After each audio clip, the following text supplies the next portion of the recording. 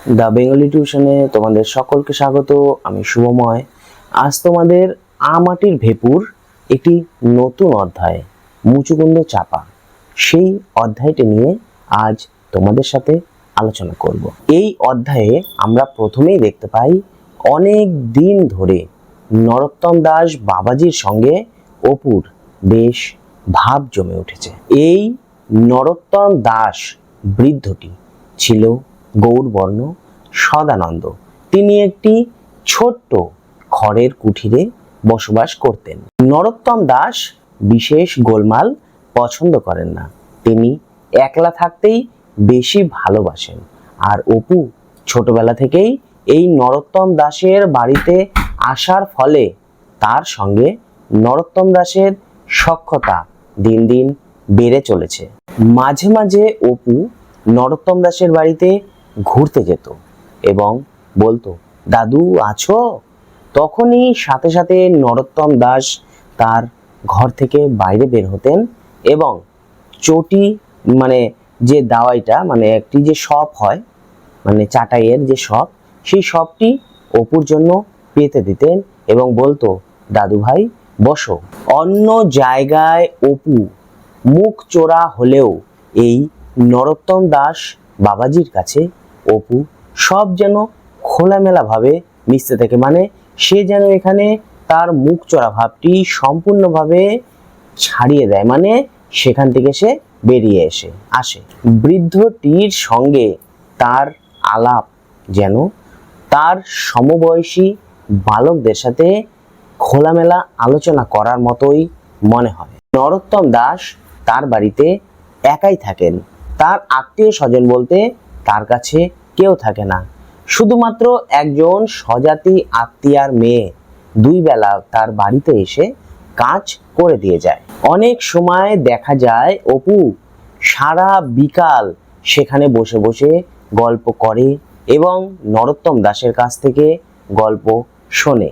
অপু এটা জানে না তা নয়, অপু জানে যে নরোত্তম দাস তার থেকে বয়সে অনেক বড়, কিন্তু তবুও সে নরোত্তম দাসকে বন্ধু মনে করেই সমস্ত গল্প করে।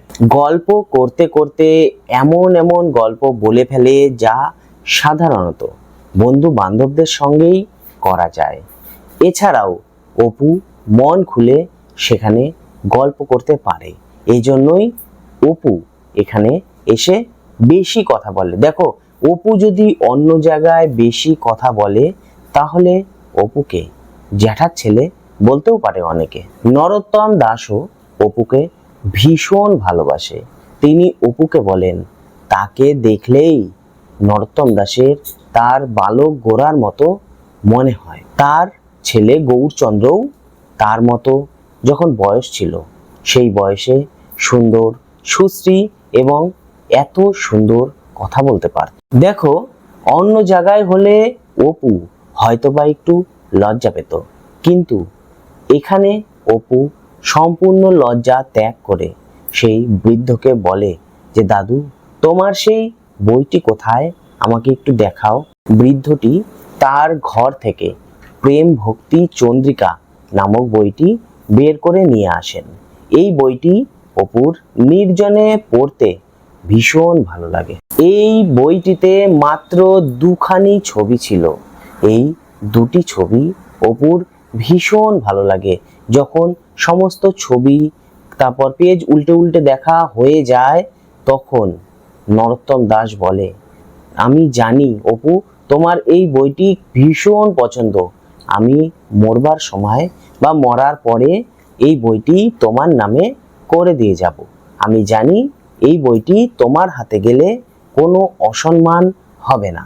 দেখো, সামান্য একটু এই যে তাদের মধ্যে খোলামেলা আলোচনা, এই যে একটি প্রেম প্রীতি ভালোবাসা, এটি অপুর ভীষণ ভালো লাগে। হয়তো এসব কারণেই অপুর নরোত্তম দাসের কাছে আসতে ভীষণ ভালো লাগে। নরোত্তম দাসের সাথে গল্প করা হয়ে গেলে অপু যখন বাড়ি ফিরে আসে, তখন তার উঠানের গাছটি থেকে কিছু মুচুকুন্দ চাপা ফুল সে কুড়িয়ে আনে।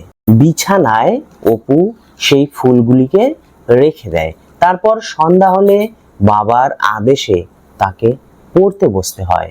ঘন্টা খানেকের বেশি অপু কখনোই পড়ে না, কিন্তু তার বারবার যেন মনে হয় কতক্ষণ হয়ে গেল সে পড়তে বসেছে, পড়া যেন শেষই হচ্ছে না।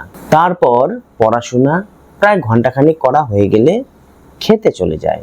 খাওয়া দাওয়া হয়ে গেলে আবার সে বিছানায় চলে আসে এবং সারাদিন কি কি কাজ করেছে না করেছে সেগুলি সে স্মৃতিপথে বিচরণ করতে থাকে, মানে সেগুলি সে ভাবতে থাকে এবং সেই মুচুকুন্দ ফুলের ঘ্রাণ নিয়ে সে বিছানায় ঘুমিয়ে পড়ে। দেখো, এই যে ঘ্রাণ নেওয়া, মানে অপুর শুয়ে শুয়ে ঘ্রাণ নেওয়া, এ পর্যন্তই এই চ্যাপ্টারের আলোচনা ছিল।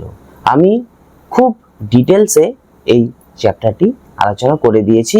আমরা পরবর্তী যে চ্যাপ্টার চড়ুই ভাতি, সেই চ্যাপ্টার নিয়ে খুব তাড়াতাড়ি আলোচনা করব। তাহলে আজকে এ পর্যন্তই।